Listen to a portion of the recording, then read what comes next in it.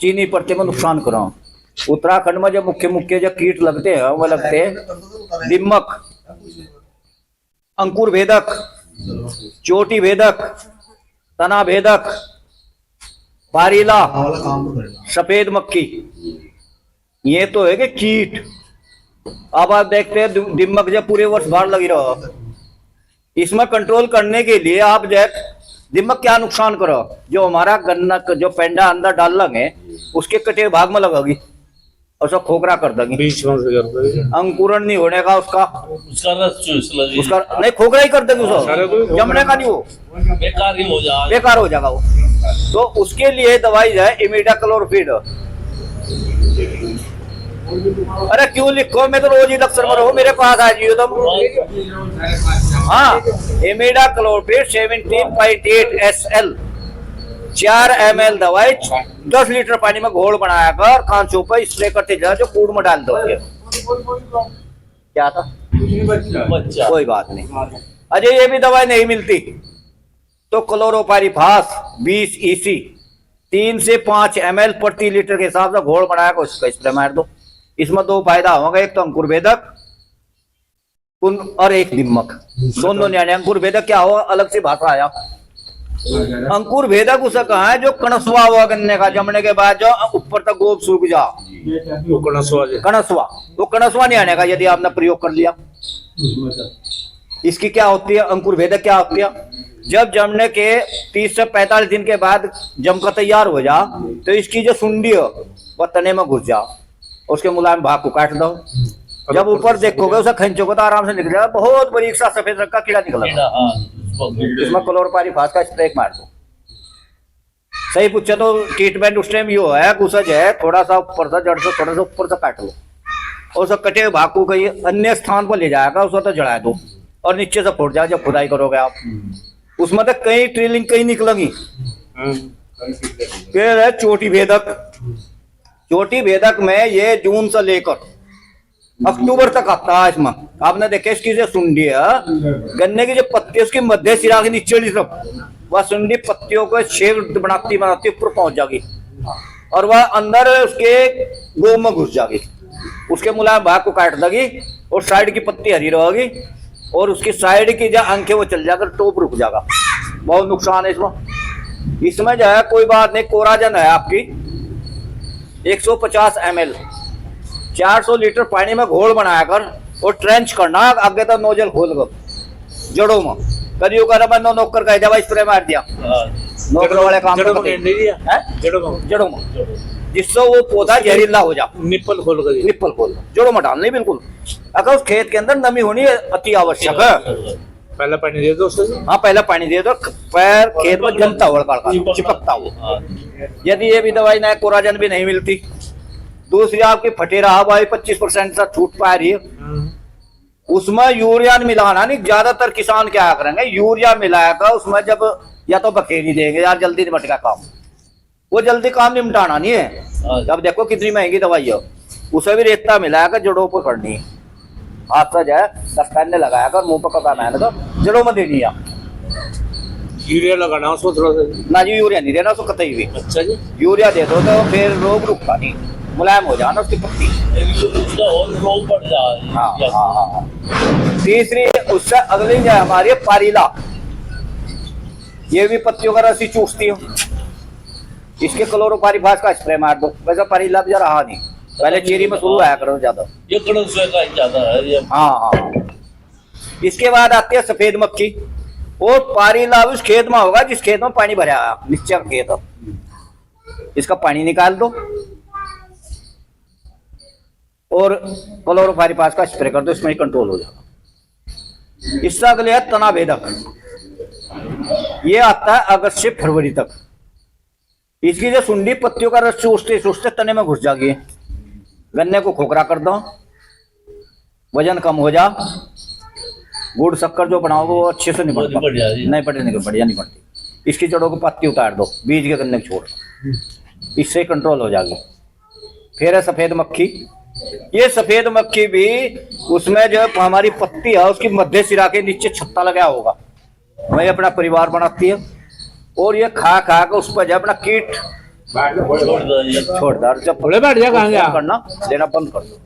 गन्ने में बुआई से लेकर कटाई तक लगभग 140 प्रकार की बीमारी गन्ने के अंदर आती है।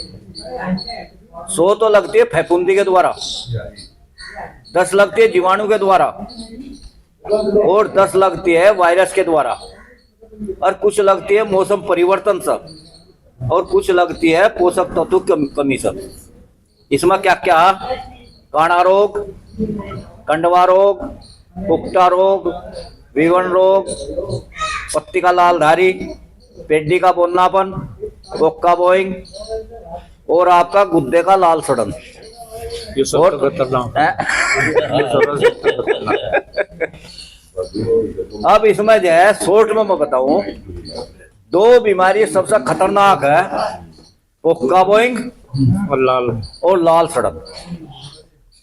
पोक्का बोइंग आपने देखा सितंबर के महीने में ज्यादातर 0238 में देखने को मिला, उससे पहले कभी नहीं देखा। हम्म? उस टाइम स्प्रे भी कर रहे हैं लोग। हाँ, ये वायु जनित रोग है, वायु के द्वारा फैलता है। ठीक है जी। इसकी जब पत्तियां जब ऊपर में आपस में ही एक दूसरे में टच हो जाए टच हो जा, चिपट जा, एक दूसरे को काट दो, एक दूसरे को काट दो, फसल में बहुत नुकसान होता है। और तो और इसकी जो गोब है वह गड़ जा, गन्ना ग्रोथ नहीं करता। इसमें जो है आपको जो है इसका प्रयोग कर, इसमें जो करना है, एक कार्बनडाजिम एक दवाई है, उसका 1 ग्राम प्रति लीटर के हिसाब से स्प्रे मार सकते हैं। वैसे नीचे से तो उपजा होने का नहीं, अब तो ऊपर से ही हो जाए, डोन वगैरह से ही हो सको। दूसरी दवाई हमारी कॉपर ऑक्सीक्लोराइड, ये 2 ग्राम प्रति लीटर के हिसाब से इसका प्रयोग कर सकते हैं। तीसरी दवाई है हमारी मैकोजेम, ये 3 ग्राम प्रति लीटर के हिसाब से इसका जो है इसका प्रयोग करने से इसका कंट्रोल हो जाएगा। सबसे जो खतरनाक बीमारी है वो लाल सड़न रोग। ये तो कहिए ये तो कैंसर रोग है, जैसे आदमी का कैंसर रोग होना डॉक्टर कह दो पर ये तो खतरनाक ही है। अब भाई ऐसा है, ऐसा तो घर ले जाओ और सेवा कर लो उसकी। ये जो एक फैपुंदी है, कैलेटोट्राइकम फाल्केटम नाम है, फैपुंदी के द्वारा ये फैलता है। जिस प्रजाति में जो आएगा वो प्रजाति चली जा। आपको मैं बताऊं, एक वैरायटी थी 12 गन्ने की। गन्ने की, बहुत पुरानी वैरायटी पहले ही। जब छोले कर रहते हैं नु कहा करते हैं भाई 12 गन्ना लाओ ढूंढ कर उसे चूसा। हाँ जी हाँ। इसके बाद 84-212 सीओजे 64, एक वो बटन डोर खेला था जी। 84 एक 75। हाँ, तो ये वैरायटियों में जिसमें भी आया, आज की तारीख में देखने में जा रहा है 0238 जो अलविदा हो चुका। हाँ जी। वो हमारा किसान आज की तारीख में जो इसका प्रयोग कर रहा है, वैसे है हमारे यहाँ ही हो। आप इकबालपुर साइड में चले जाओ या उधर चले जाओ, झबरेट साइड में चले जाओ या और कहीं भी चले जाओ, गन्ना बहुत बढ़िया हरा गोड़ा बिल्कुल। ये तो हमारे खाद्य क्षेत्र के लिए ही पता नहीं क्या चक्कर हमारा देर में आया, पहले अलविदा हो। तो पहले जा रहा है। पहले जा रहा है। हाँ चलो जो ये कह लो। हाँ, तो इसके कारण यह है कि आपने जब देख क्या होगा, जब शुरू में जो खेत का निरीक्षण करा तो ऊपर से तीसरी पत्ती में किनारे से सूखनी शुरू होगी। जब आप ध्यान से देखोगे तो एक गन्ना जो है, एक एक गन्ना इसमें बहुत ध्यान देखो तो लाल दिखाई देगा, और जब फाड़ कर देखोगे उसमें और सूंघोगे तो सिरके जैसी गंदा हो सिरके जैसी गंदा होगी। और जब अंदर से फाड़ोगे, 2 फाड़ करोगे तो लाल होगा और सफेद सफेद धब्बे होंगे इसमें, बीच बीच में सफेद सफेद धब्बे होंगे जो देखने को। इसका क्या करना कि सर जो 1-2 गन्ना मेढ़े के अंदर है तो खोद कर निकाल दो सर, और ब्लीचिंग पाउडर हुआ उस गड्ढे में वो डाल दो। और जो योग ध्यान ना दिया तो 8-10 दिन के अंदर वो पूरा मेढ़ा, और वो अच्छे टाइम पा हुआ ना तो चरखी चलो और ना चीनी मिल चलो, पूरा खेत बैठ जाएगा।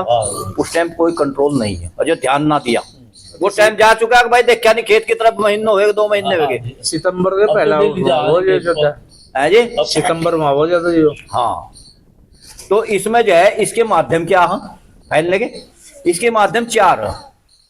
नंबर 1 है बीज, जिसे हम बोल रहे हैं।